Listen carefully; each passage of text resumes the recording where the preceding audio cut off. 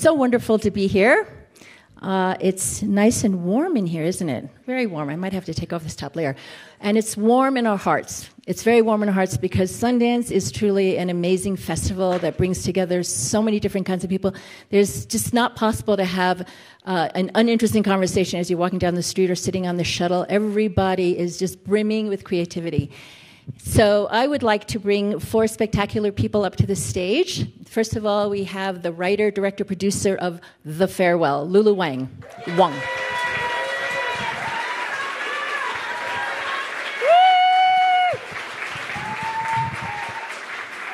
Thank you. I thought it would be fun to take some pictures, so I asked for my phone. Next, we have the writer, director, producer of Ms. Purple, Justin Chon.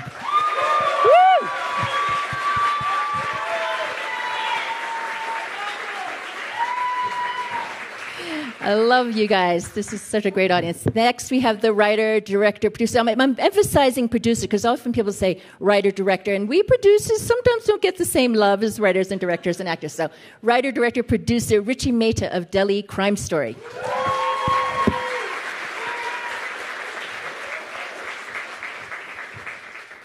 And last but not least, Anita Gou, producer of The Farewell and Honey Boy.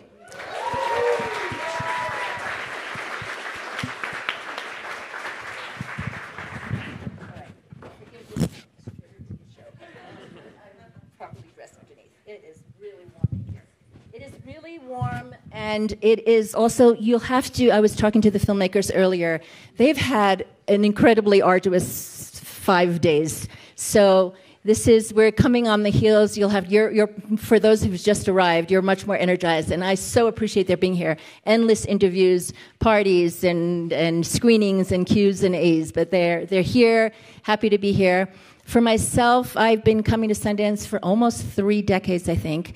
And I find that it is a good marker of time. It's sort of like having a child because you remember, oh, I saw that film and had these conversations that year, and these were the impacts of those projects. And this year, I have to say, will definitely go down in history in my mind as a game-changing one.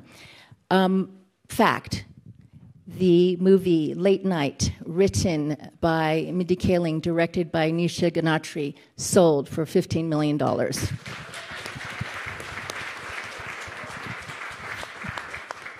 Fact. The movie, Lulu Wang's movie, written and directed by an Asian woman, sold A24, $7 million.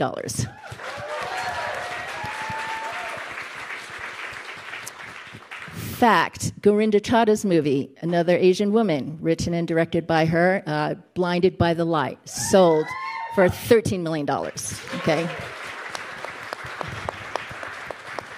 Fact, Richie Mehta's series, Delhi Crime Story, sold to Netflix. I don't think they like to share the numbers, but we know that it's not a small amount. You know, another. So this is incredible. I mean, this is definitely not typical. We learned that 40% of the projects screened here this year are directed by women. We learned that, I think, was it around the same number are by people of color?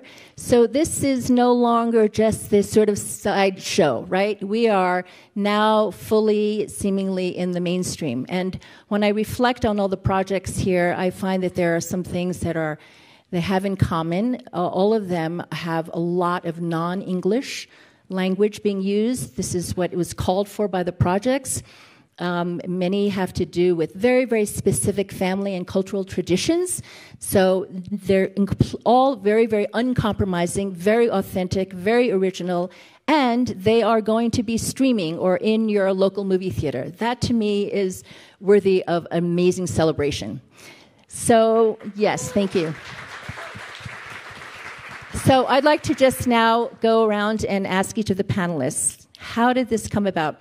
We talk about this new era, which I do genuinely believe for the moment we are in, which is post-Crazy Rich Asians, meaning that finally we had a blockbuster, and finally those who wondered whether Asian faces could be accepted by non-Asian people, that conversation seems to no longer be had because it's, yes, been proven undeniably. And that's pretty spectacular. It's pretty spectacular, as if some of us knew in our heart of hearts that that was the case, but we needed that massive, successful blockbuster movie. Now, clearly, the works represented here were made before Crazy Rich Asians came out.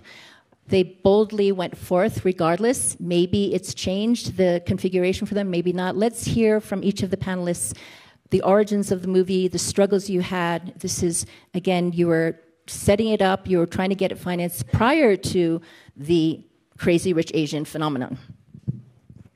Lulu, please. Yeah, so this story is based on something that happened in my real life. It started in 2013 when my grandmother was diagnosed with stage 4 lung cancer and given 3 months to live, but my family decided not to tell her because in China, they don't tell the patient, often tell the family. And so because we all live abroad, we need an excuse to go see her in order that she's not suspicious, why we all suddenly rush back home. So they forced my cousin to get married to his girlfriend and have a wedding as a way for us to all see her, but for her to also like just celebrate the marriage of her only grandson. And so like when this happened to me, and it was right off of my first feature, I wanted to make it as a film, and I think it was just really difficult to get it financed because I didn't have the relationships or the access to the people that I ideally wanted to make the movie with. And now looking back, those people were people like Anita and Big Beach and Chris Weitz of Depth of Field. And, the most obvious path was to do it as a broad comedy, maybe for the Chinese audience. And it wasn't the film that I wanted to make. I wanted to make it as an American film. And yes, this all happened before Crazy Rich Asians, and that's one of the things I'm so grateful and so happy about, that these people took a risk on me to make this film independently, allow me to keep the authenticity of my casting and the language. It's like, 70% at least in Mandarin, subtitled. But for me to also say, like, I don't want to target this primarily for the Chinese audience because I don't know how to speak to that audience. If it does well, that's a bonus on top of the whole thing. But I'm American, and this story is in my voice, and so I think this is an American story. It's a fish out of water story about an American woman who goes back to the country where her family and she's from, but she's no longer connected to the culture, and there's and all of that. So I think that that's what I'm most grateful for, is just that there's a sort of validation for my financiers, for the actors, and everybody, the whole team, for boarding this film, not because of Crazy Rich Asians, and that there was a synchronicity in, I think, in their vision to see that we need stories like this, and for them to sort of reap the benefits of that now makes me really happy. Did you ever yourself have doubts, or were you facing a lot of naysayers who asked you to change this or change that or make it more whatever, less your story and more ostensibly acceptable to a wider audience? Yeah, I think there was a lot of people who would say, well, where are the stakes in this? Like, there's a grandmother, and she's Chinese. How are people going to relate to this? And also, she's in her 80s. Like, she's going to die at some point no matter what. Like, what are the stakes? And that was really hard to hear because for me, like, my grandmother dying, like, the world is ending, and yet Hollywood doesn't see that as stakes. And so there was sort of a gap for me there. And it wasn't until I did the story for This American Life where for them, because there isn't so much risk, and they are able to just tell the stories that they're connected to, and they did it so fast, and it was just so pure in the storytelling that it was the first time in my life that I actually even got to experience what it's like to tell a story in my voice. And I remember after doing the story, I was recording in the studio with Neil Drumming, the producer. I had a little of Ira Glass's whiskey in my hand, and 10 o'clock at night, we recorded it, didn't even do that many takes, and then I went to have dinner with my best friend at a sushi restaurant in New York City, and I was sitting at the sushi bar, and I just started crying. And he's like, you just did this amazing thing. Why are you crying? And I said, because I've seen it, like I felt it, like this is the first time I felt connected to my voice and my story, and my, somebody allowed me to tell my story, and I'm never gonna have that again because I work in the film industry, and I think that I'm on the wrong path, and what am I doing, and I had this like breakdown, and we finished post a couple weeks ago, and I was back in the same sushi restaurant, sitting at the sushi bar with the same best friend, and he said, "Do you remember a year ago when you were here, like crying because you thought you would never be able to like tell an authentic story in your voice ever again? Do you feel that you've done that?"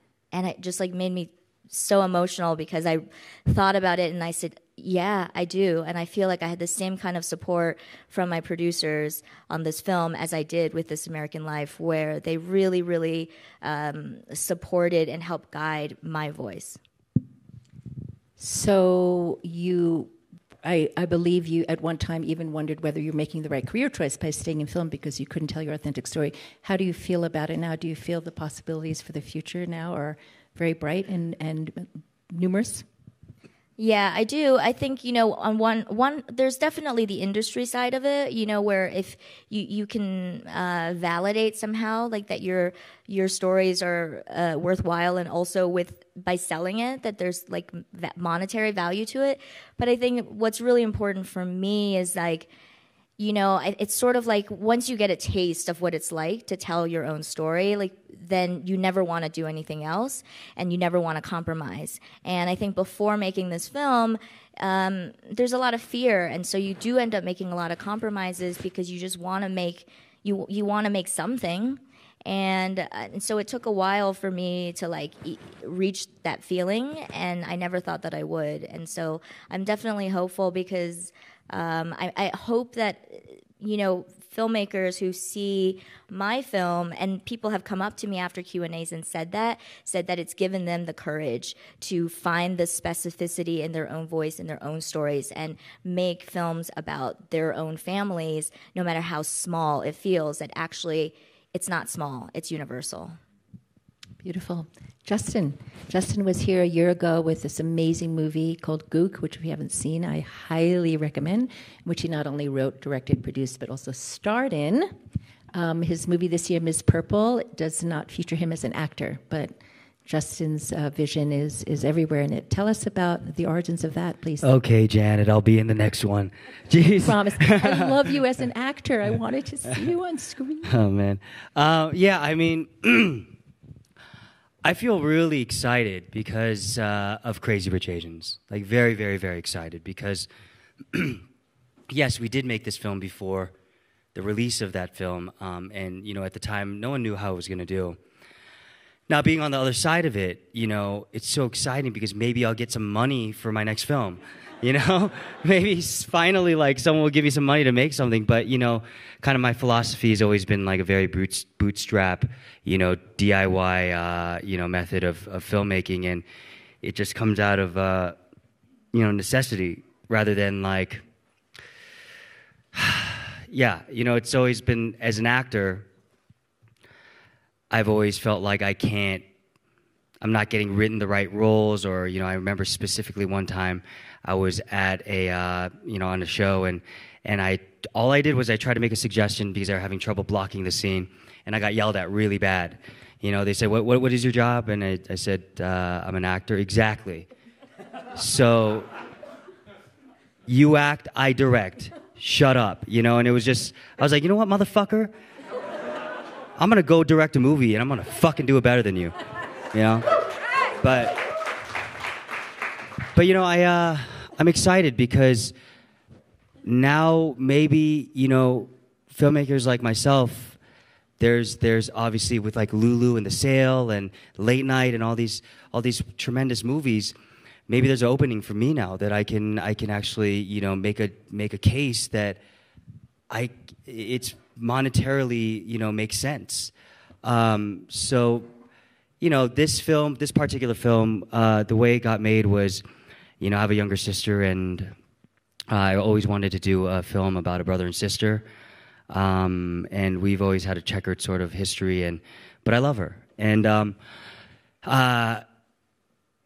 I was waiting for something else to happen, and it was not going to happen right away.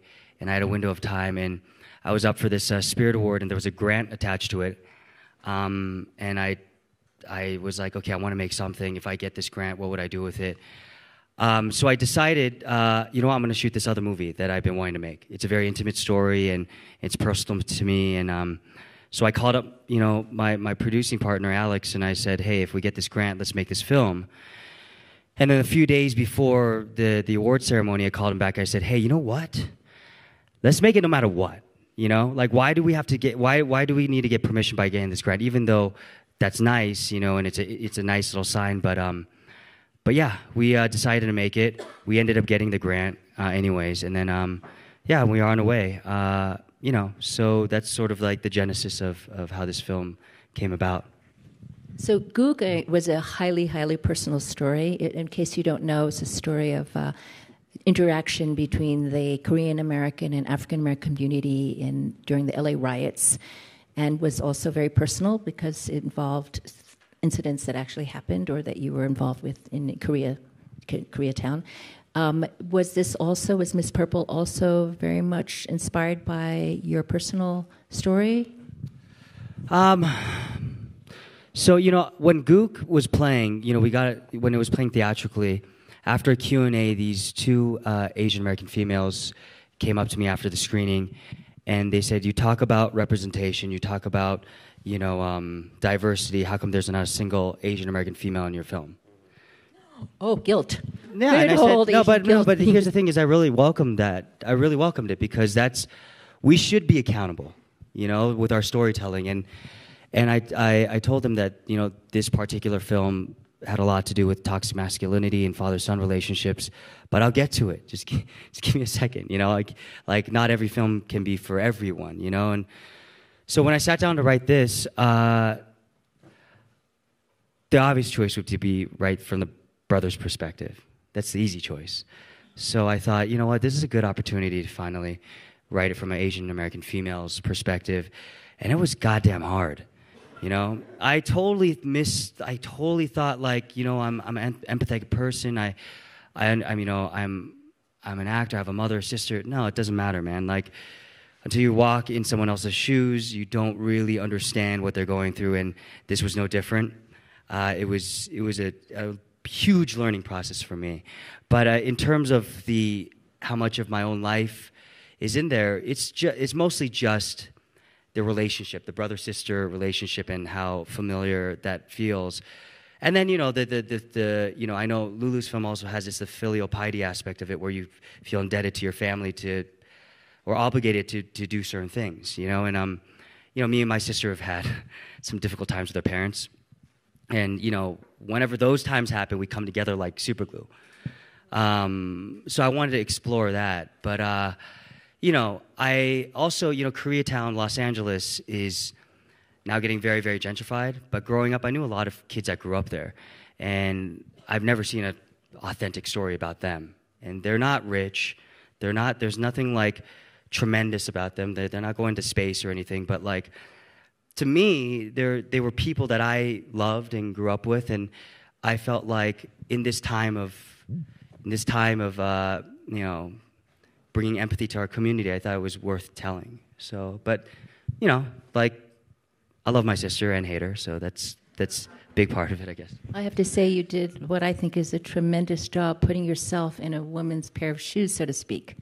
Jimmy Choo's or whatever. But no, how did you research? That is a very specific, very painful, culturally specific environment that you put this woman in, and if I don't know what's written in the catalog. Can we say what it is? It's about a brother-sister relationship with the sister. Can we say? Is it? Yeah. So the sister, for work, to take care of her dad's hospice care and everything, she does karaoke hostessing.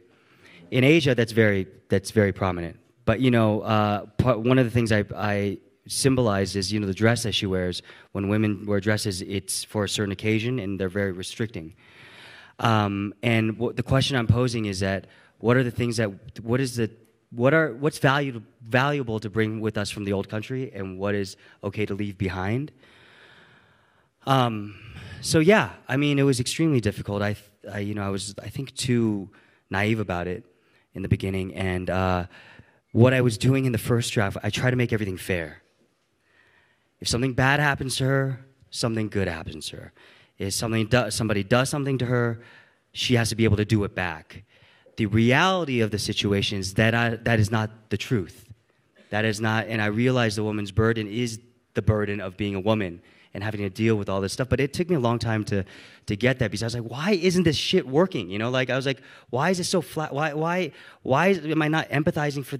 And it was because it was, you know, socially conditioned in my man's brain that it's a logical thing, and it's not. It's like there's a very emotional, like it needs to be much more of these emotional decisions rather than trying to solve problems, you know? Because as a man, we're stupid, you know? Like, I'm married, and my wife will come to me and talk to me about, and I'll be like, all right, this is what we're going to do, okay? We're going to get the car, she's like, no, shut the hell up. I just want you to listen to me. And you know, it always is like a roundabout, but like, that's just the difference. But it was extremely took a while for me to learn. And I think what the film also reveals is those cultural traditions that you talk about, which obviously are very, very prominent in Asia. They are here in America too, yes. And I think for many of you who may not be aware, it's really worth seeing this film to see what goes on. And I've been in those karaoke rooms myself, and you will experience that through his film. So thank you. It is quite amazing to live in a country where these cultural traditions still live on very, very strongly. Absolutely. And kind of, in a way that would be shocking to much of the country. Richie Mehta. Richie takes us to Delhi. Oh, this was a fun one to watch. I think you all know what it's about. Perhaps you do, perhaps you don't.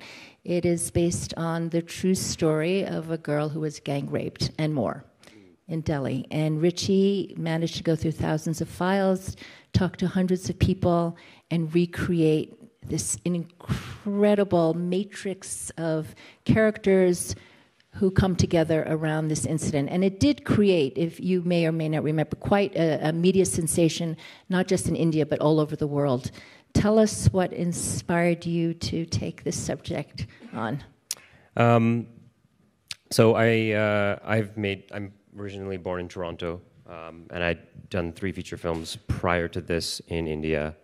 So I've been working in Delhi a lot. My family's from there, and it's kind of my background, and I speak the language.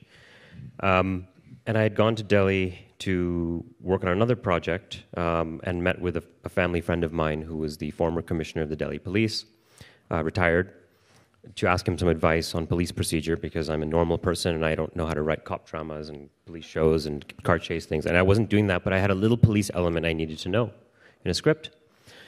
And I sat with him in his lawn, and he had his 2 guys outside with his machine guns protecting him, because he's retired and he's a target. And we were sitting there, and I told him about the script and the questions I had, and he had seen my previous films. And he said, Sonny, forget about whatever this is. I'm not interested. I think you should do a film about this gang rape on a bus that just happened. This was a few months after it had happened. And I don't know if you've heard about this crime. A woman was raped and dismembered on a bus, essentially ripped apart by these men. And it led to, it was a zeitgeist-changing moment for India. And I was in Delhi at the time when it happened, and it led to protesting and then rioting, and eventually to changes in the laws. Anti-rape laws were created and stuff. It was an upheaval for the country and for anyone who heard it, the world. And so I said to him, I don't think this is for me. I'm not born and raised in, I'm not born and raised in Delhi. I think a local filmmaker should do this if you want a film to be made at all. And I think it should be a woman. If somebody's going to make it, it's a perspective I can't bring to this. My understanding of this event and my relationship to this event is as a bystander. I think, we all have our complicated relationships to something like this. But I can't find a way into it that I think would be authentic for people to relate to. And it is not my story. This is a national story about Mother India bleeding, basically. He said, "No, I've seen your movies. You should do it." Here's the court verdict. It's 350 pages from the Sessions Court where the four men were sentenced to death. It has every detail of the investigation that the Delhi police did. Read it. I'm going to give you some more files. If you want it, I'm going to connect you with all the police officers. You tell me if there's a story. And I'm like, I'll read it. And so I went back and read it. And it was the most amazing document I'd ever read. It was the worst thing I've ever read. It was a detailed account of every aspect of the crime and how the Delhi police caught 6 guys having no information on their whereabouts, spread across the country with no identification in 5 days. And it was led by a woman, Deputy Commissioner of Police of South District, who I got to know very well. And in the course of that investigation, as she and her team explained to me what they did, it was a case they took great pride in because they got justice. And when I learned the details, the minute details of what they did, I realized these people, the system is not geared for them to successfully get justice whatsoever. And in this group, it was like a dozen Serpicos running around Delhi against the system, not corrupt, trying to do the right thing, and everything was geared against them. And I realized if I could show this story from the point of view of a woman, from the point of view of a woman who deals with this kind of thing every day, which is not something we consider, from the point of view of somebody who has a perspective that is very different from us because she deals with evil on a day-to-day basis, I could expose the issues in the law and order system in the developing world. At the same time, the search was so varied and so vast, spread across the country, that I figured all these details put together would actually give a complete picture as to why this thing is happening. Because it's a breakdown of infrastructure, it's a breakdown of urbanization, it's a breakdown of economic disparity, it's a breakdown of caste system, it's a breakdown of prejudice, it's a breakdown of patriarchy, it's a breakdown of everything you can imagine that relates to why this kind of thing happens. And so I started putting it together after talking to these cops for 2 years. I gathered thousands of pages of my own documents, created a timeline, started to form a story. It got really big. It didn't fit into a feature film script that I was writing. So I started writing, it started expanding it, and it ended up being basically a 7-hour film. And at the time, I'm like, I don't think I'm going to find resources to make a 7-hour film about gang rape in Hindi. That was 2013 when I started, 2016 when I started going out to meet people about it, and it took no time for me to find the financing on this because I'd written a 170-page Bible on spec, and essentially anyone who finished it financed it. And I have to say, related to this panel, there were 2 companies that came together to finance it. Golden Caravan, made up of American and Indian producers, and another company called Ivanhoe Pictures, which produced Crazy Rich Asians. Killian Kerwin is here from Ivanhoe. Yes. So this is all related. And you will not find a subject or thematic correlation between Crazy Rich Asians and what I'm doing. But the market is bringing this kind of thing together. It's a very interesting time. And this was a first season of a series, completely financed as an anthology that I was lucky enough to write and direct. And these producers put in the money on the faith that they would be able to sell it after. And they did this a year and a half ago. And, 2 days ago, the market said yes.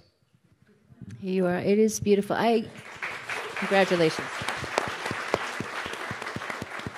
It is very powerful. It's very harrowing. I know some of the things that stuck out in my mind because there's so much procedural, but the relationship between the head of the Delhi police, the woman, and the relationship between her and her daughter, who, by the way, wants to go to Toronto to study, and the mother saying, why would you want to go there? What makes, Canada so much better than India? And she spews her reasons. And so to be in that difficult position where she's seeing this kind of crime every day and yet still be so patriotic to India, that was fascinating. There's a few characters. That daughter character is actually the only character I created out of thin air.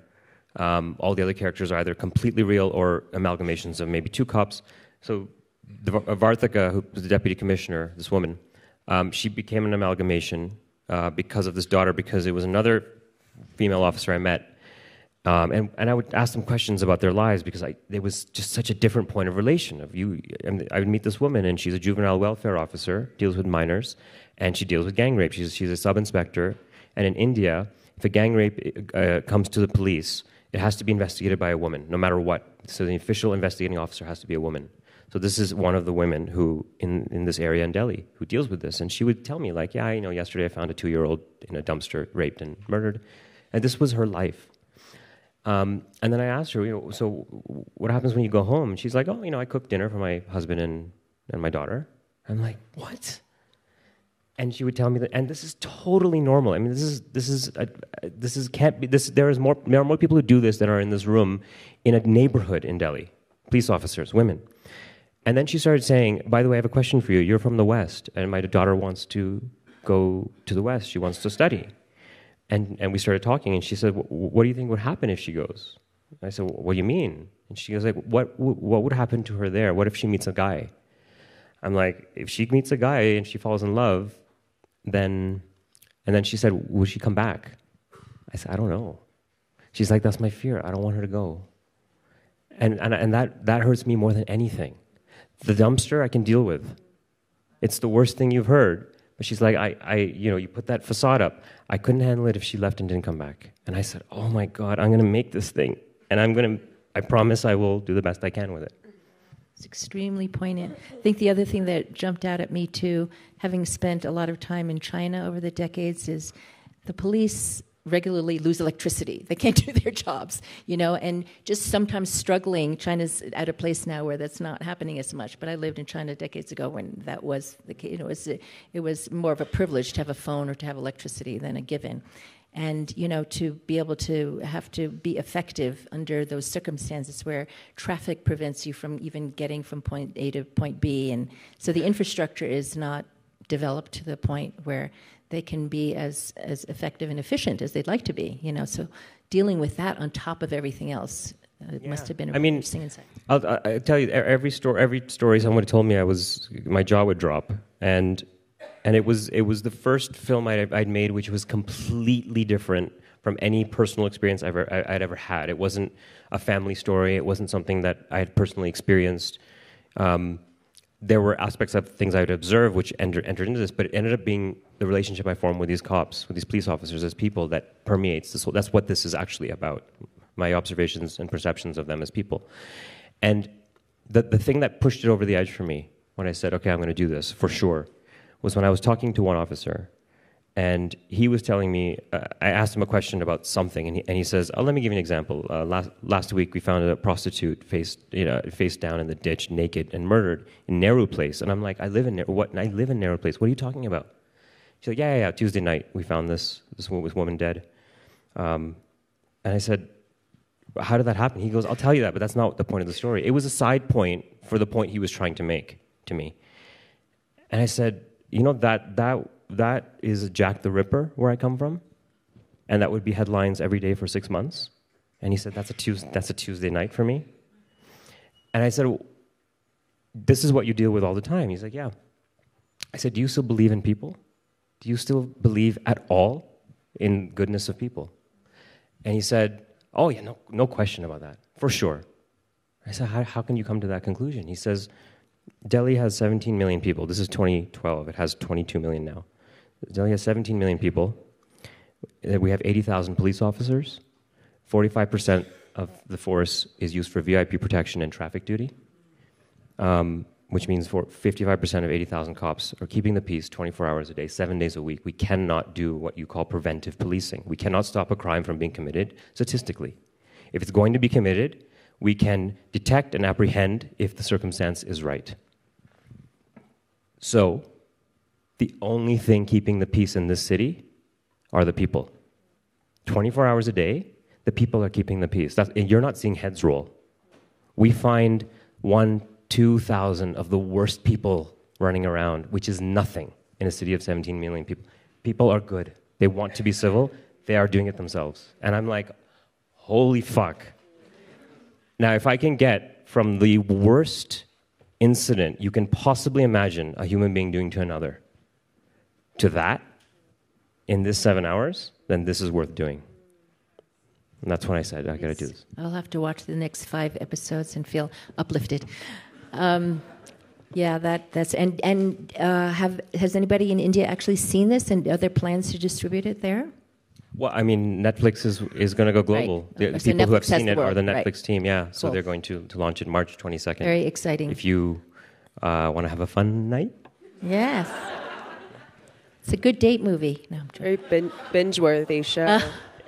I'll tell you this. If you decide to binge it or watch it over 2 days or 3 days or something, I promise you, it will change you. And I can't say for better or for worse. I will say that if you want to engage in what is the purest form of evil you can imagine, there will be an emotional catharsis at the end. I do want to give a special shout out to Ivanhoe, because again, with that movie Crazy Rich Asians, so much more has been made possible, and clearly they've proven with Delhi Crime Story that the commitment to showing stories of a very, very diverse nature, is still is very much alive. Well, they've been working. They I know had this intention in mind well before Crazy Rich Asians. So it's been a long journey that has paid off handsomely for them, and we're very grateful. Killian's in the audience, so I'm buttering him up a little bit, right? Anyway, Anita has been behind so many wonderful films. She has a background in Taiwan, where her family owned a theater chain and a distribution company. Is that correct? Distribution as well, or just physical production? Physical studio. production. We did a little bit of everything over the years. Yeah. I believe The Farewell is the first movie, since this is the topic for today, that with Asian content, but so many other good movies. Tell us why this movie and why others that you choose, and what your philosophy and strategy is going forward. Well, this movie was just a no-brainer from the get-go. And I couldn't say that when I first met them, because you got to have your poker face on. But like I told Lulu the other day when we were celebrating finally, when everything got done, that when I went to film school, I came out, and thankfully I'm still working in the film industry, and it's all working out. But The Farewell was the movie that I had dreamed about making or being part of doing, just as a fan of movies and as, a filmmaker. And so, and it's touched on so many things, and it sort of stems from there to a lot of projects I've chosen to support and help produce and all that. I think a really specific point of view that is unwavering and not compromising, and it's different, and it's not, it's underrepresented in some way, right? And I think that's just what I gravitate towards. I think, originality in that aspect, right? There's, like, sitting here, there's so many, between all these projects, they all are inspired by or adapted by real life circumstances. And look at this, like, there's such a wealth of, things that I haven't seen before, and, that should be made. And so The Farewell felt like one of them. I felt like it was so daring to do this experiment of what if we made an American independent film that was 65%, 75% in Mandarin. Like, our number keeps changing, but now that it's out in the world, it is mostly in Mandarin. But, to our wildest dreams, what our hope was, and that audiences are responding to, is that it didn't feel like it. We're living at a time where people read all the time on their phone. People are watching Netflix and subtitles, and those kind of boundaries are, I think, gone. And so it just allows for a lot of different experimentation with the form that I think is getting really validated at this festival, right? And I think will continue to be. So, I looked at that for Assassination Nation I was here last year with, which I thought was, again, like that's something that hasn't been done before, telling that something that is daring and confrontational. Same with Honey Boy. There's, the bravery that goes into, putting the passion, as you guys, as filmmakers, directors, into something that you that at the end of it, people will see it and understand. But before that, it really just takes people to imagine it and take that risk. And I have a lot of fun imagining things. So so far so good. So yeah, you've had an amazing track record. So are the boundaries gone? You said we will them to be gone, and sometimes with our projects, are they gone?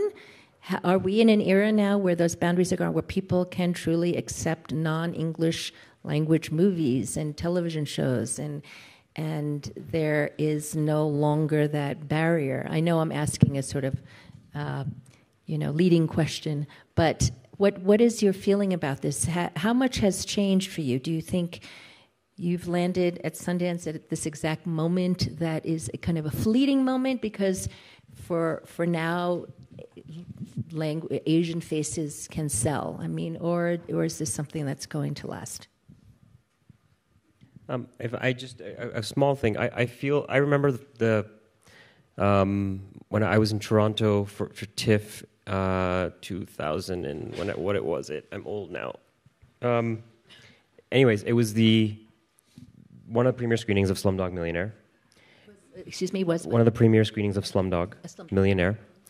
And I remember 20 minutes into it, I mean, the whole audience was kind of gasping. Actually, nobody could believe what they were seeing. And if you've seen the film, the first half is insanely kinetic. And I was in awe. We were in awe. Everyone was in awe. And I was like, we are beholding something, because it is a Hindi language film that everyone in this audience is completely entranced by. And I think what happened with that movie was it was one of the first tremors in this thing. I think now this is like the eruption. What's happening? I think Crazy Rich Asians was like and now it's just we're just like, hey, we're here too. That's kind of what's happening. That for me was the game changer. We had never seen, and then best fucking picture. I mean, it was a big deal. The thing with that was it was a slick filmmaker who had developed his voice in the UK and brought an extremely refined style of storytelling to a culture and brought it here. And Middle America, I mean, you'd go anywhere, to a saloon, people say, I saw Slumdog. I'm like, what? And it was amazing. I'd never seen anything like that. So to me, that was a big one, to just to start it. And I think now it's in a way unstoppable, I think, and inevitable. Yeah, like walking down the street when we have these hats that say the farewell, and people will run up to me, non-Chinese, non-Asian people will run up and be like, I saw my grandma on that. That's exactly like my relationship with my grandmother. Or, the mother in there is just like my mother. And it's really incredible, because if you think about it, we've been spending our entire lives seeing ourselves in white people, non-Asian people, and yes, and we identify. We go, oh yeah, like whoever your person is, whether you watch Saved by the Bell or Full House or whatever, whatever. What else do you like watching? You just dated yourself. I just dated myself. I know. And that's just like the assumption that you're supposed to and like Friends, who are you? Are you a Monica or Jennifer Aniston, whatever, Rachel? And so it's just like this really transforming moment when someone says, I see myself in that, and you go, of course, why not, right? Because it isn't about the optics; it's about like the human experience, and you connect with that character because of their personality or their journey that they're on, the choices that they make, the dynamic that they have, and so I'm very optimistic, and I hope that there's more and more of that we can see ourselves in characters from wherever in all different walks of life. Hey, just a small point, by the way. Your pitches, I haven't seen your films, are incredible. And I like listening to it. I'm like, I so much want to see that film. And I do think it also has to do with a type of maybe liberation of thought that happened 15, 20 years ago amongst our generation, that now, because they're so interesting as stories, and they happen to be of your culture, and it's amazing that they are of your culture, but even as stories, they're just, I mean, I'm like, oh my God. Thank you. So I think, but that's part of it. It's not you won't get away with it if it's just, oh, this is my comment on culture. That doesn't work. Exactly, and I also think like people are like, oh, going into is this an Asian film or whatever? And I made this comment earlier to someone where I was like, in America there's like Chinese food and there's Japanese food, and then you go back to China and it's just food, right? Like, and so this is the only place where they're like, is it an Asian film? Is it this? Is it that? And it's like, I don't know. Like I am who I am, and it's complicated, and I'm just telling a story, and. Yeah, I forgot where I was going with that, but... Yes, Lulu. No, to sort of continue that, I think it's almost twofold and like a chicken or the egg or something, where you need stories like these that are specific in their own ways, but ultimately universal and can connect with audiences and they can identify with them. And then those barriers, I think, just become irrelevant because people see it and then it's like they just know how they feel after they watch it. They're not thinking about that anymore at the end of it.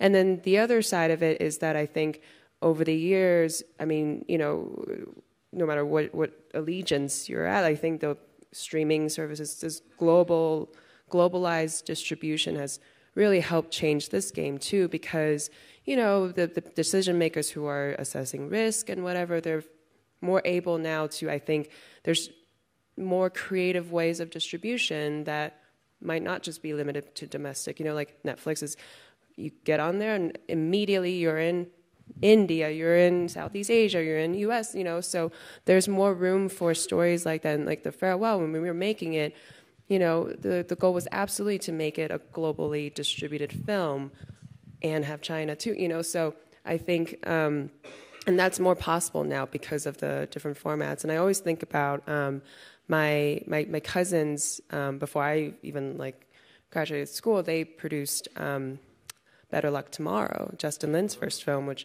was another tremor, by the way. That was another. It was, right, and the big Roger Ebert moment and everything. But I think at the time they didn't have that kind of distribution and marketplace to harness that, even though it's an Asian American film, right? But I think the two of them coming together maybe is what is happening now too. It's really, taking this tremor and turning into an explosion. And so I do feel like barriers, it's a transitional period. You're going to get people who maybe behind closed doors now are still saying similar things as they did before, but I don't think they can say that outside anymore, which is great because there's no more excuses, I think. So, yeah. You just reminded me what I was going to say earlier, which is that I think you can't predict certain things when there's like a global market, for example, like when I did This American Life, that show airs everywhere, all over the world, and people were emailing me saying, oh my God, that happened to my family, and I'm from Brazil, or I'm from Russia, and there's no way that I could have known that. And so if you want to try to limit what you think the story is going to be and what the market is that it's going to appeal to, you're not taking into account all of the things that you don't know. And so now with this film and also with the radio show, it's really mind-blowing to me, people from Russia or people from South Africa saying this happened to me and we didn't tell my grandma or my grandfather. And, when I first started this story, I thought it was just my family. And then I was like, oh, okay, it's Chinese people. And then I was like, oh, okay, it's Asian people. And then, and so that's the crazy thing about when you have that global outreach, that it just allows so much more conversation. And isn't that the whole point of why we do this? So you are touching on a very relevant point about the digital generation that we're living in and the impact of social media. When Crazy Rich Asians came out, I was asked a lot about Joy Luck Club and why did it not spur a whole movement the way it seems Crazy Rich Asians did, and I think it has a lot to do with the lack of social media. We were not identified as a particular demographic. People didn't think about trying to reach us. By the way, I think it's bullshit. I think it did spur a movement, and we're still talking about it. Well, thank you. If it did, the movement has just gone, it's soared now, and that's incredible. But we were having another interesting conversation about distribution. And the choices that filmmakers have to make now between streaming and theatrical. I think it's pretty well known that Crazy Rich Asians got a very, very large offer from, I think we can say, Netflix. They turned that down in favor of a much smaller offer from Warner Brothers because they felt it would help them build a movement.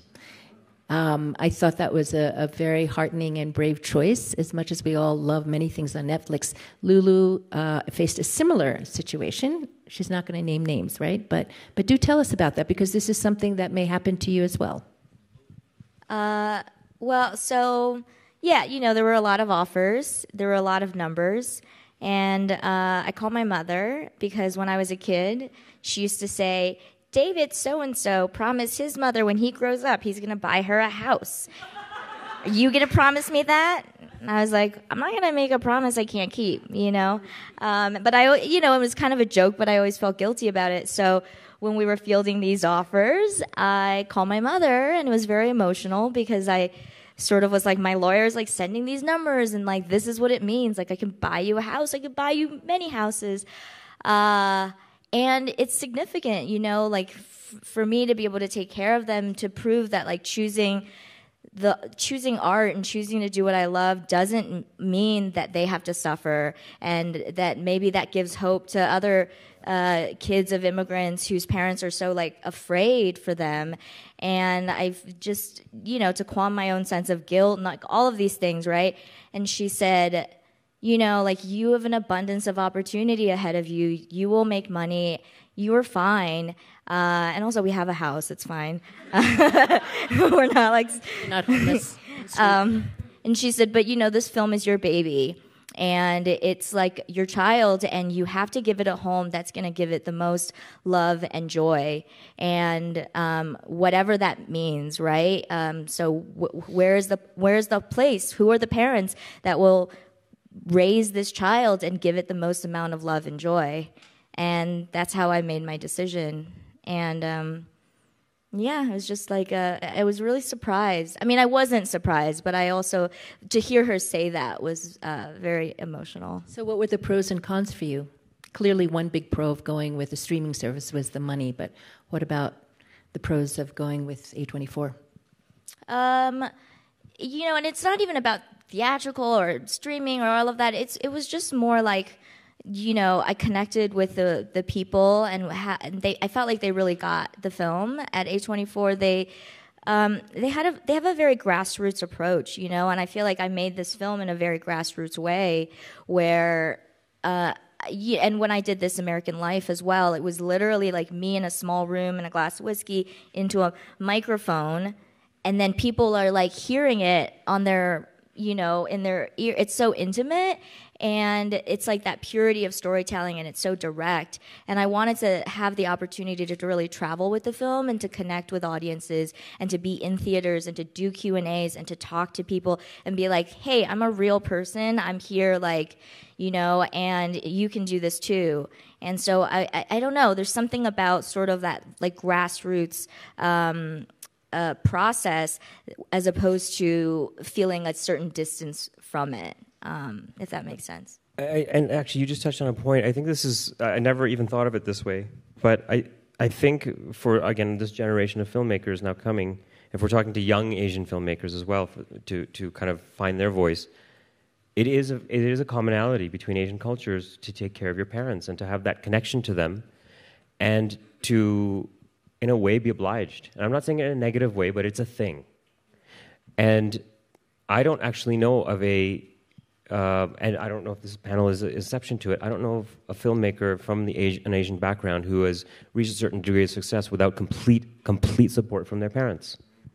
Because I know I had it. I mean, my parents got divorced when I was 15, and they weren't looking when I snuck into the arts. But at the same time, they have been nothing but supportive. And in fact, this police commissioner I met, it was my mom who said, oh, you should meet this guy. And when I came back from that meeting, and I was staying with my mom in Delhi, and I had this court verdict, and I'm like, Mom, damn you. Like, what did you do? And then when I started working on this, she's like, oh, you got to do this thing, whatever you need, I'll help you, and we'll get the Delhi police behind you and all this. I'm like, what is wrong with you, Mom? She should be a producer. Yeah, I know she should. Yeah, she really should actually. She actually is she's my producer. Parents are producers, they all are. Right? But Asian it's the parents thing. make If you have a young Asian person, especially in North America, especially in China or India, that is not supported by their parents, it is almost impossible. But it takes, I don't know your specific situations. I know for me and for so many people I know. In fact, somebody gave a talk recently, a creator, and he said, my parents, when I was growing up, always said, you have 3 choices in life. 1, be a doctor. 2, be a lawyer. 3, be a failure. So many people, if you talk to many actors and other filmmakers, they basically say, I was pre-med. I was going to be an engineer. I was studying biochemistry. And then, Gemma Chan says this, many, many people. So, yes, we want the support of our parents, but we also have to go through a period of rebellion. Yeah, of course. Right? No question. Like intense rebellion. And yes, that's a very good point you make about, when I saw Blinded by the Light, when I saw Hala, Ms. Purple, The Farewell, such intense, intimate stories about family. And that's why I think the visibility is so important. And however it means, I think every project is different, and where who you partner with to bring the project into the world. But for me, I think for all of us, the visibility is so important, because when I was struggling, when I was in my lowest low points, my mom would just say to me, and I thought about quitting, my mom would say, there's Ang Lee. Ang Lee didn't make his first film till his 30s, and you're way younger than that, and if he can do it, you can do it too. And for her, that was it. That was the one person that she could name, but what if he wasn't around? What if she didn't have that person, right? Where would she turn to look to? And so our voices and the visibility is important, because all of your parents, everyone's parents out there, might be like, that little girl that looks like my daughter, is up there doing this, and she's small, but she has a big voice, and so you can do it too.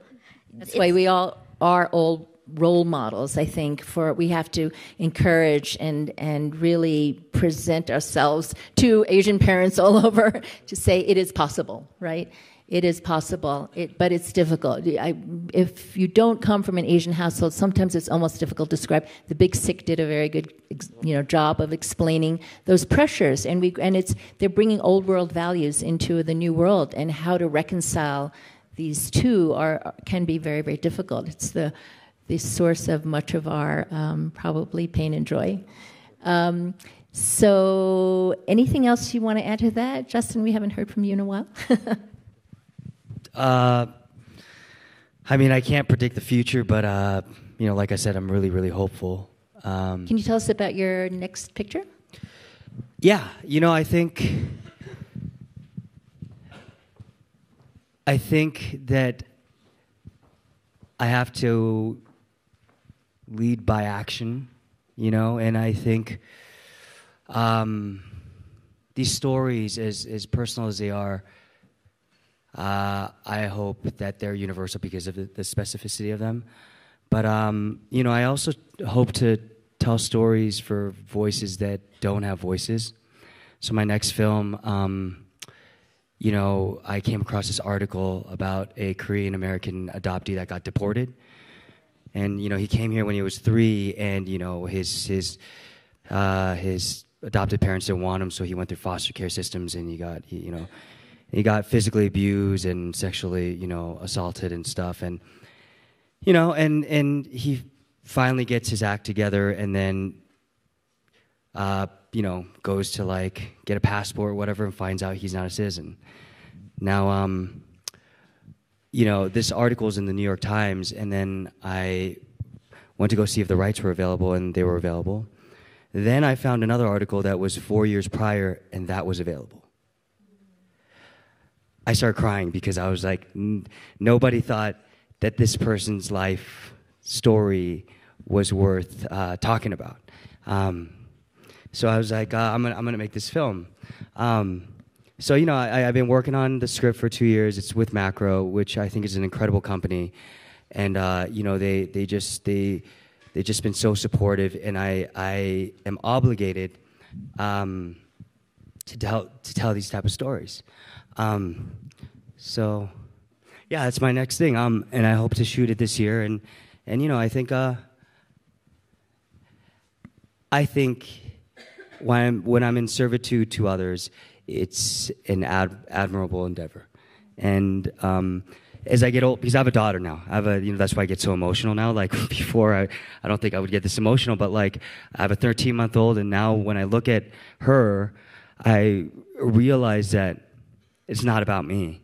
And every year I get older, I realize that the more it's for other people and the less it's for myself, I just feel much more fulfilled anyways. And I know in that way, my daughter would be super proud of me, as cheesy as it is, you know. And I think that's you know, kind of the guiding light I'd like to proceed, you know, through my work, you know, going forward. So that's what I'm doing next. That's beautiful. Yes, thank you. And yeah, I have to say, talking with all of you here today, I feel that being in America at this moment in time, although I think a lot of us hit rock bottom a couple years ago, our way of being able to create, being in an industry that encourages risk-taking and telling authentic stories, and now very multicultural stories, is fantastic. I mean, I feel very blessed, truly, to be living through this time and knowing the power of the medium and the tools that we have. So we have a little time now for some questions. Yes, sir. Hi, I'm Herman Farahi, co-producer of Knock Down the House. I'm also, thank you. Can't wait to see that. I'm also a Persian, Korean American. Great combination. Thank you. And my question is regarding every single person in this room is a change agent, speaking on behalf of their community, speaking their own truth. And my question is for communities that don't have much representation on screen. We all know the power of media and how it affects the youth. So I want to turn this question back to the youth. So for the whole panel, was there a moment that you realized and reaffirmed in your work where there was a response from young people that looked towards your work and resonated with it? And was that reaffirming to you? Was that also something that helps you continue the work of putting more representation of your community on screen? I mean, this Sundance, because we finished the film like 2 weeks ago. And so it's just been a whirlwind of like being in China in like a bubble, and then being in bubble of post-production, and just not knowing what's going to connect and what's not. And there were scenes where I explicitly intended to not explain things for people who may not understand the culture, whether it was like the wedding or a round table where a family is talking. And, you know, I would sometimes get feedback like, is that too much talking? Is there way too much eating in the movie? Like, and I just stuck to my guns about, you know, just keeping the authenticity without having to explain it to people who are outside of the culture. And so to have like young filmmakers approach me and being like, that scene where they're talking, like my family has had that conversation. And, you know, you put something on a screen, you elevate it, you give it importance. And so absolutely, like many film students have said, it's encouraged me to tell my story about my family who's Mexican American, Korean American, whatever it is. Yeah, and it's like, it's super, super, super powerful. I had a screening of a previous film I made called Siddharth in Beijing in 2014. I was at the festival there. And the film is about a street worker in Delhi who loses his son and doesn't have the understanding of the world in order to find him. He doesn't know how to spell his son's name. He doesn't have a photograph of his son. He doesn't know what the internet is. And this is a true story of somebody I met. So it's very much on the streets, this film, following this guy dramatization of these events. And we showed it in Beijing and at a shopping mall. And afterwards, this woman came up to me and with her son, and her son was maybe 13. And it was like, he had his shaggy hair, and he had his headphones on, and he was really tall, and he was like this, like he wouldn't look up. And the mother could speak in kind of a broken English, and she said, my son doesn't speak English and doesn't really know what to say to you, but I wanted to tell you what he just said to me, is that he has never seen anything like this, and he's so sick of the bullshit that Hollywood is bringing to China. These are not my words. I'm not like, these are his words. And he wishes there were more films like this that he could see. And she said, my son never takes his headphones off, and he never engages with things. And this is, I don't know what just happened to him. And it was like, what the hell? That's really interesting. It never occurred to me that a film about this street worker in Delhi would get to Beijing and communicate to somebody who doesn't speak at all the language I speak in any way, or the language of the film. And now that has inspired me, in partly, to make a film in China, which is the next film I make will be in China. Do tell. Talk more to Lulu. What's your film about? Are you allowed to say? If you need production advice. You want me to Did you guys already just make a deal in the green room here? Okay. No. But it's about that day, what happened to me earlier that day. It was my first day in Beijing. And I got there and was in a hotel near the Imperial City, Forbidden City. And so I went for a walk. And I was so excited because The Last Emperor is one of my favorite films. I'm like, I finally get to see this thing.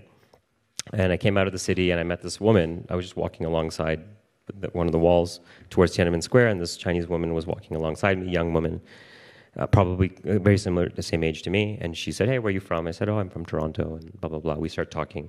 And we end up walking and talking for 8 hours, for the whole day. And it was one of the most beautiful days of my life. She was from Xi'an,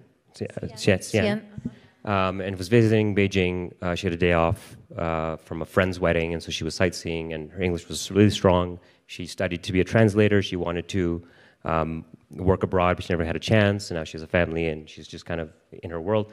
And it was just the most interesting conversation that never ended, and we went to this tea karaoke place and sang weird songs, and it was amazing. At the end of the day, we parted ways, and I said, one day I hope I come back and meet your family, and vice versa. If you ever get out to come to Canada, find me, and it's what you dream of when you travel. And then I got back to the hotel, and I bumped into a friend of mine, and I said I had the best day.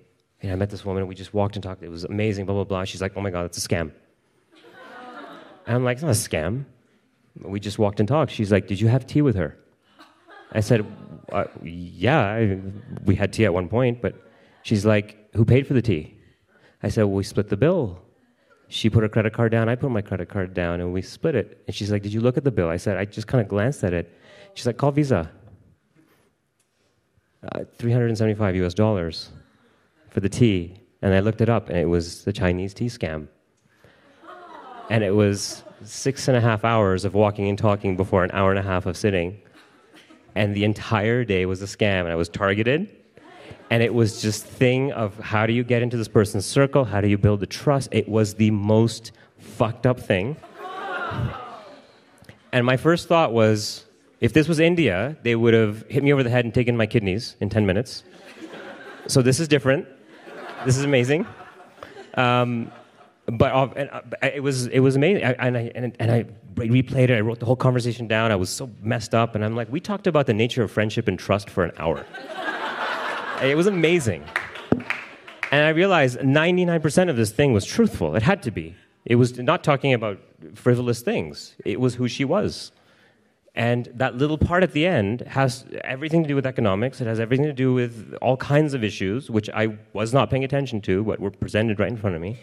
And so it took me a while to kind of reconcile with it, and now I'm making that movie. A China thing, a big sign, because I was bringing films over from China, then I was hired by the studio to sell American films to China, worked with Spielberg on a Chinese movie. So China was like written on my forehead. So there was no question that was what I was initially about. I have a number of friends, however, who were diversity hires on shows, for instance, In fact, there seems to be a pattern based on talking to a lot of them that there would often be one Asian American woman in a room full of white guys because they get to check off 2 boxes that way. But they were kind of siloed, so they had to sort of adapt to the white male sensibility. But many of these women have gone on and have had very successful, especially in this post-Crazy Rich Asians environment. It is actually now hard to find very experienced Asian American writers because they're all getting hired because there has been this amazing hunger and search for diverse voices. Look, everybody has their assets and their liabilities, and so why not use it? Is what I would say. If this is a way to get a door open, you can't stay in the room if you're not qualified, but it's fine to have the door open for you and for you and many others to walk through it as other people have had for them. Anybody want to add to that? Totally agree. Totally agree. But I also think, just historically, before we got here to this point, those opportunities didn't exist. So why wouldn't you? I mean, we only are here because those opportunities got created by somebody, and somebody got hired, and somebody decided to take a chance. So just don't listen to them. They don't, because it's like Janet said, you're in the room, now you have to work. And if you're good, you're going to stay and you're going to go on. So it won't matter anymore once you move past that. I have a friend who's Jewish, and he used to always joke with me when I was like struggling and trying to come up, and he's like, "We should just get married, and you should take my last name, and then everybody will answer the phone." And it was like, and it was always a joke, But it's in a way, it's like everyone's had whatever different types of doors in order to get in, and so yeah, absolutely agree. Use what you can, and then just work your ass off.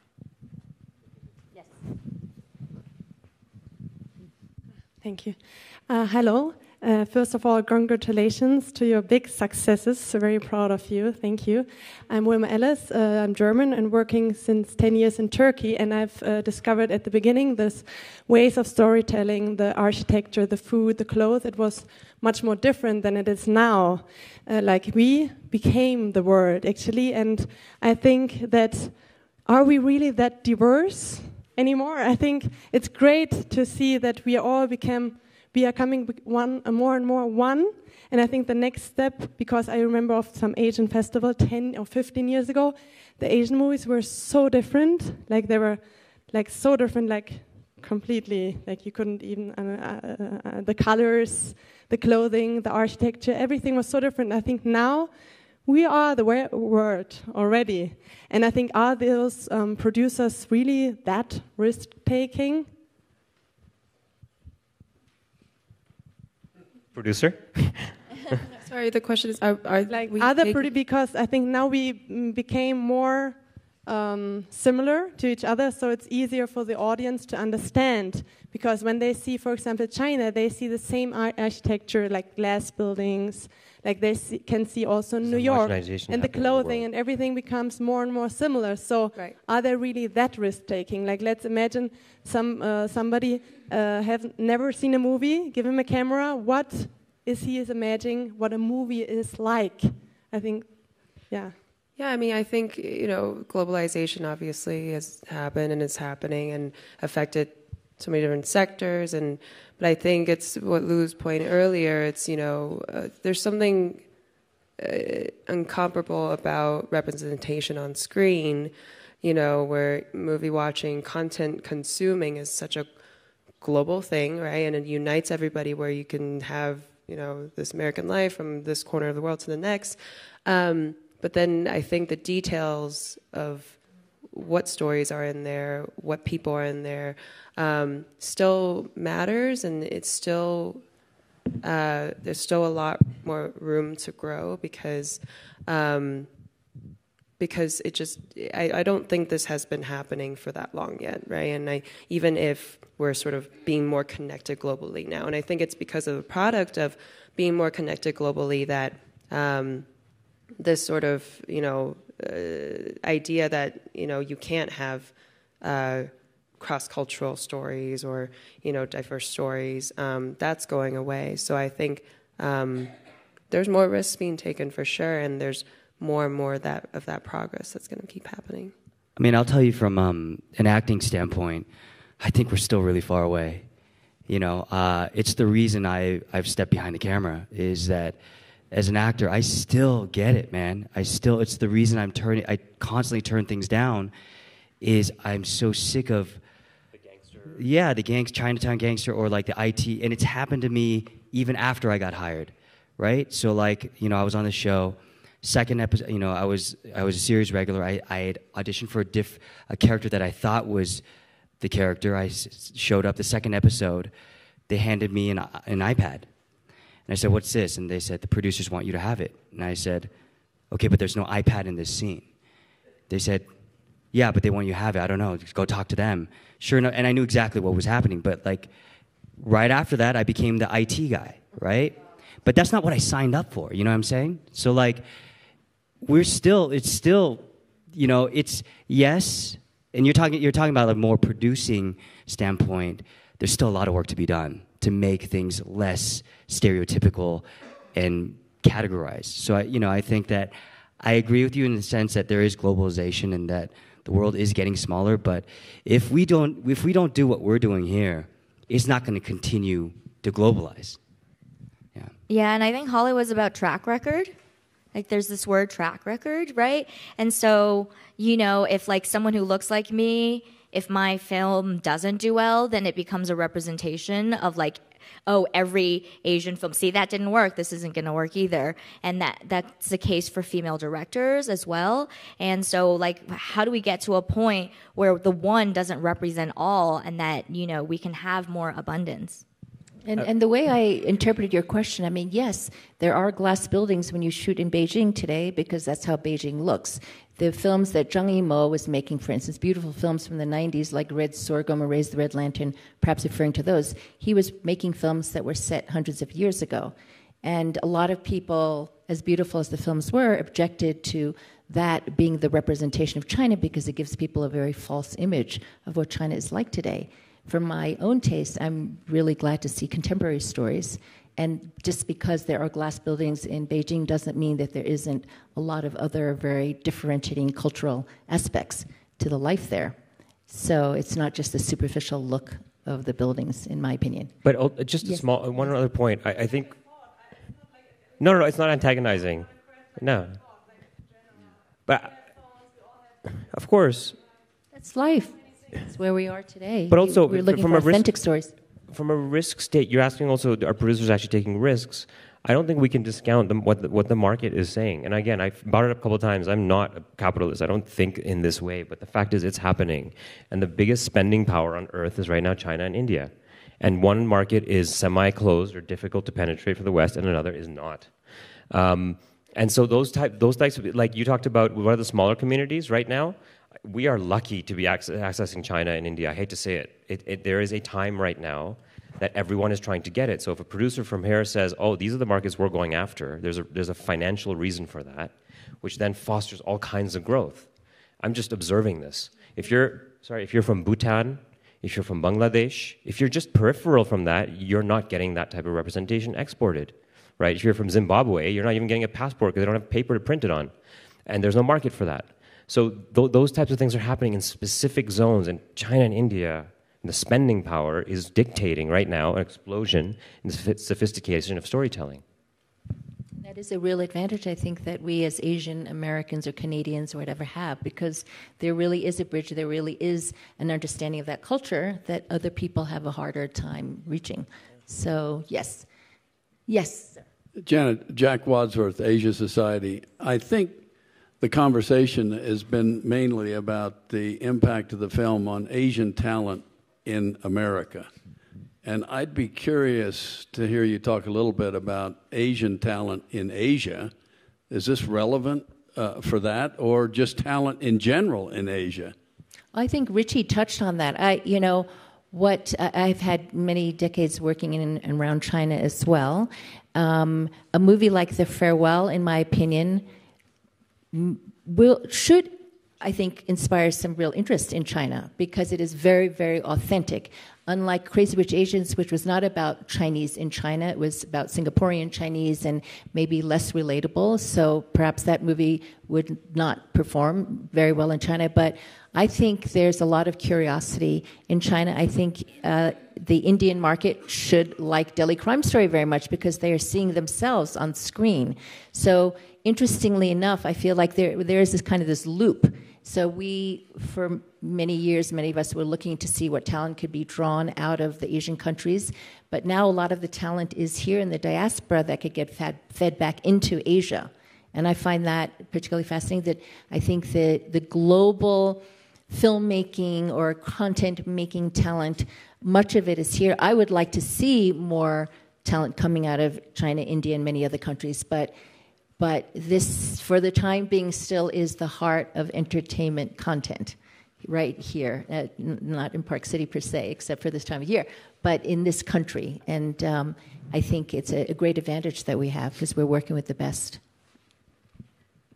Yes, in the back. Oh, sorry, I was pointing at the woman, and you can maybe go after her. Thanks. So actually, I'm a documentary filmmaker. I'm here as a co-producer of The American Factory. But my question is more related to my first feature-length film as a director. Before I flew to Sundance, I was in Taipei. I was working with Hou Xiaoxian's director, Liao Qingsong, Mr. Liao. We actually had a really bad day. So it was the day when we locked the first cut, and we sent to our producers. So all those are American producers.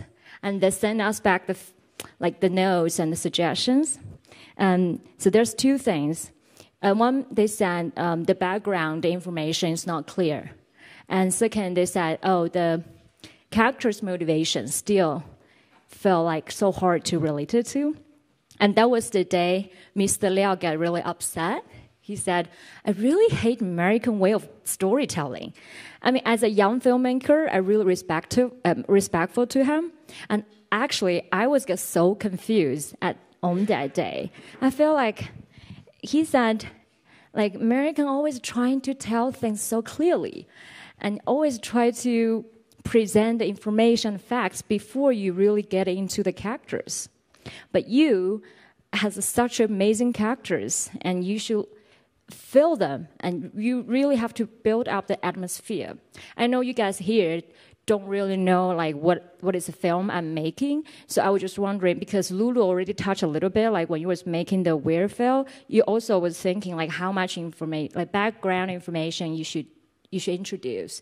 So I don't know if possibly like you can get into a little bit more details, maybe can give me some inspiration, like as a director, or also those directors here can give me some like insights when you are making your own films in terms of the background information, how much you should introduce to an audience who actually don't really know about your background, like cultural background. Because my film is talking about like right now a lot of parents send their kids to study Confucianism in China. So it's quite like hard for people outside of China to say why there's a so big trend there. So like how much you have to explain when you are making your own films. Yeah, that is my question. Thank you. May I try something? Yes, please.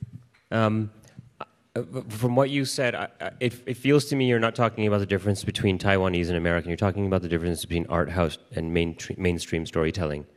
Because I think there's a lot of amazing American films that are so abstract and obscure, and you have no idea what the hell is going on.